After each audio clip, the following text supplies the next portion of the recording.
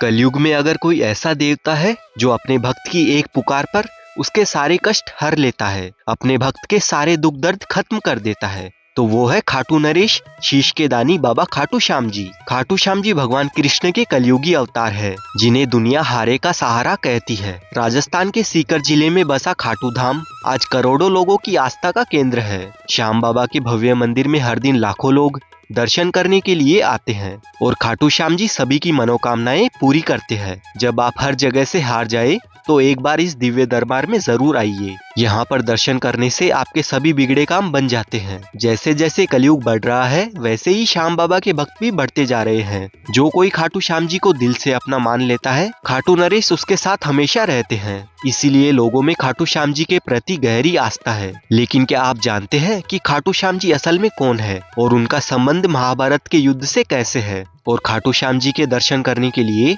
आप कैसे आ सकते हैं? मंदिर में दर्शन करने के बाद आप और कौन कौन से दर्शनीय स्थलों पर जा सकते हैं? खाटू में रहने की और खाने पीने की क्या क्या सुविधा उपलब्ध है? कितना आपका यहाँ पर खर्चा हो सकता है? दर्शन और यात्रा में आपको किन किन बातों का विशेष ध्यान रखना है? इस खाटू श्याम जी की यात्रा में हम आपको संपूर्ण जानकारी देने वाले हैं। तो वीडियो शुरू करने से पहले खाटू नरेश की जय। और अगर आप खाटू श्याम जी ऑलरेडी जाकर आए हैं तो कमेंट में अपना एक्सपीरियंस जरूर शेयर कीजिए। खाटू श्याम जी के मंदिर तक आने के लिए आप ट्रेन के थ्रू सबसे पहले रिंगस जंक्शन तक आ जाइए। रिंगस जंक्शन खाटू का सबसे पास वाला रेलवे स्टेशन है। लेकिन अगर आपको यहाँ से रिंगस के लिए डायरेक्ट ट्रेन नहीं मिलती है तो आप जयपुर जंक्शन पर भी आ सकते हैं। जयपुर जंक्शन पर आने के बाद आप चाहे तो ट्रेन से रिंगस तक आ जाए या फिर जयपुर रेलवे स्टेशन से मेट्रो या ई रिक्शा से 10 रुपए देकर सिंधी कैंप बस स्टैंड तक आ जाए। यहाँ से आपको खाटू जाने के लिए सुबह 5 बजे से राजस्थान रोडवेज की बसेस और प्राइवेट बसेस मिल जाती है, जिनका किराया 100 रुपए से लेकर 120 रुपए तक होता है। जयपुर से खाटू 80 किलोमीटर के डिस्टेंस पर है और बस में 2 घंटे के सफर के बाद बस आपको खाटू के बस स्टैंड पर पहुंचा देती है। और इस बस स्टैंड से खाटू श्याम जी का मंदिर सिर्फ 1 किलोमीटर की दूरी पर है। बस स्टैंड से 2 मिनट के वॉकिंग डिस्टेंस पर है ये तोरण द्वार, तो आपको यहाँ तक आ जाना है। वहीं रिंगस से अगर आप खाटू के लिए आते हैं तो रेलवे स्टेशन के बाहर बहुत सारी सवारी जीप लगी हुई रहती है, तो उनमें आप 50 रुपए देकर आ सकते हैं। रिंगस से खाटू 16 किलोमीटर की दूरी पर है और कुछ भक्त रिंगस से निशान लेकर पैदल यात्रा करते हुए खाटू श्याम जी तक आते हैं।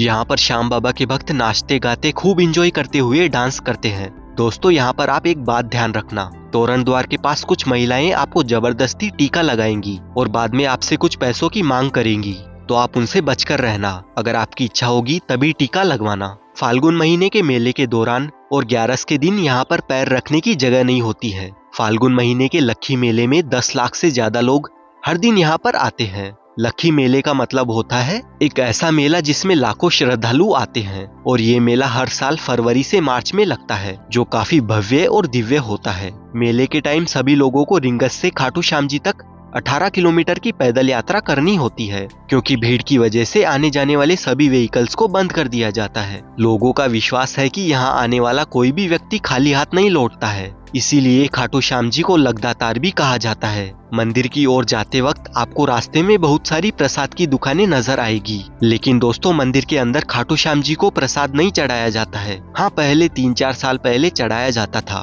पर अभी नहीं चढ़ाया जाता है। तो बिना मतलब आप प्रसाद मंदिर के अंदर मत लेकर जाना। लेकिन अगर आप प्रसाद के तौर पर अपने घर पर कुछ लेकर जाना चाहते हैं तब प्रसाद खरीद लेना। वहीं अगर आप मेरी माने तो मंदिर में दर्शन करने के बाद प्रसाद की जगह यहाँ पर आप खाटू श्याम जी की फोटो या मूर्ति अपने घर के लिए लेकर जा सकते हैं। और यहाँ से कुछ देर चलते चलते हम आ जाते हैं श्याम कुंड के पास में। और मान्यता है कि खाटू श्याम जी के दर्शन करने से पहले सभी भक्त मंदिर के पास में बने इस श्याम कुंड में स्नान करने के बाद ही खाटू श्याम जी का दर्शन करने के लिए जाते हैं। लेकिन अगर आप यहाँ पर ऑलरेडी स्नान करके आए हैं तो इस कुंड में स्नान करने की बजाय आप हाथ मुंह धोकर भी मंदिर में प्रवेश कर सकते हैं।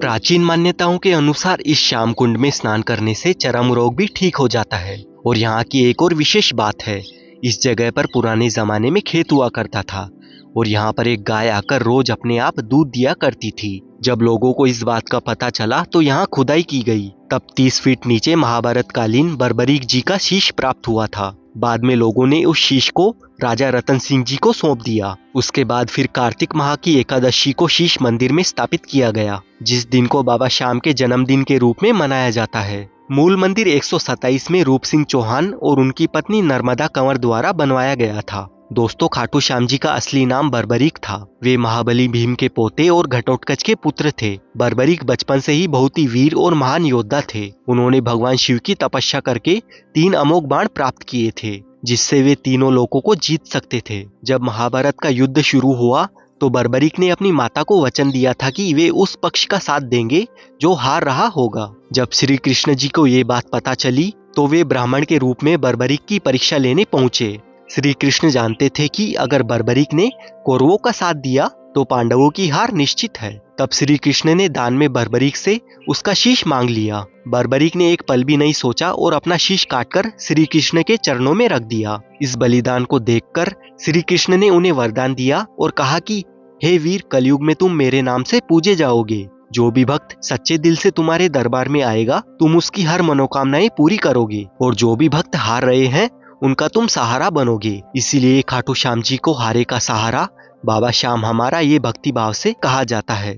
अगर आप खाटू श्याम जी के दर्शन सबसे नजदीक से और अच्छी तरह से करना चाहते हैं तो बैरिकेड में बनी हुई सबसे पहली वाली लाइन में आपको जाना होगा। जब हम लाइन में लगकर आगे बढ़ रहे होते हैं तब हमारे ऊपर गुलाब जल का स्प्रे होता रहता है और श्याम बाबा के दर्शन हमें 20 से 30 मिनट में बड़ी ही आसानी से हो जाते हैं। खाटू श्याम जी के दर्शन करने के बाद अब हम आ चुके हैं प्राचीन श्याम कुंड में। ये वही प्राचीन श्याम कुंड है जहाँ से खाटू श्याम जी का शीश प्राप्त हुआ था। पहले सभी भक्त इसी प्राचीन कुंड में स्नान किया करते थे, लेकिन भक्तों की संख्या बढ़ने के कारण प्राचीन कुंड के पास में ही नया कुंड बनाया गया था और प्राचीन कुंड से ही इस वाले नए कुंड में पानी निरंतर रूप से आता रहता है। इस प्राचीन कुंड के बारे में बहुत सारे भक्तों को मालूम नहीं है, तो यहाँ पर भी आकर आप दर्शन जरूर करना। खाटू नगरी में आपको खाने पीने की कोई भी कमी नहीं होने वाली है। यहाँ पर बहुत सारे रेस्टोरेंट्स बने हुए हैं जहाँ पर आपको 60 रुपए से लेकर 100 रुपए तक वेज थाली मिल जाएगी, और यहाँ पर आपको बहुत सारे मिष्ठान भंडार भी नजर आएंगे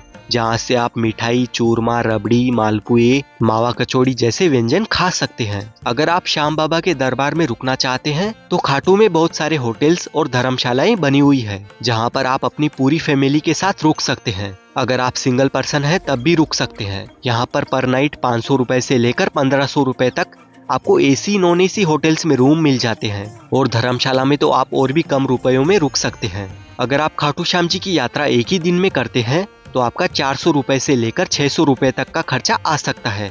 वहीं अगर आप होटल लेकर रुकते हैं तब आपका 1000 रुपए से लेकर 1500 रुपए तक पर पर्सन का खर्चा आ सकता है। और वापस जयपुर या रिंगस जाने के लिए आपको खाटू श्याम जी के बस स्टैंड से हर आधे 1 घंटे में बसेस मिल जाएगी। अगर आपको ये वीडियो पसंद आया है तो इसे लाइक करें और कमेंट में जय श्री श्याम जरूर लिखें। ऐसे ही ट्रेवल से रिलेटेड वीडियोस देखने के लिए चैनल को भी सब्सक्राइब जरूर करें।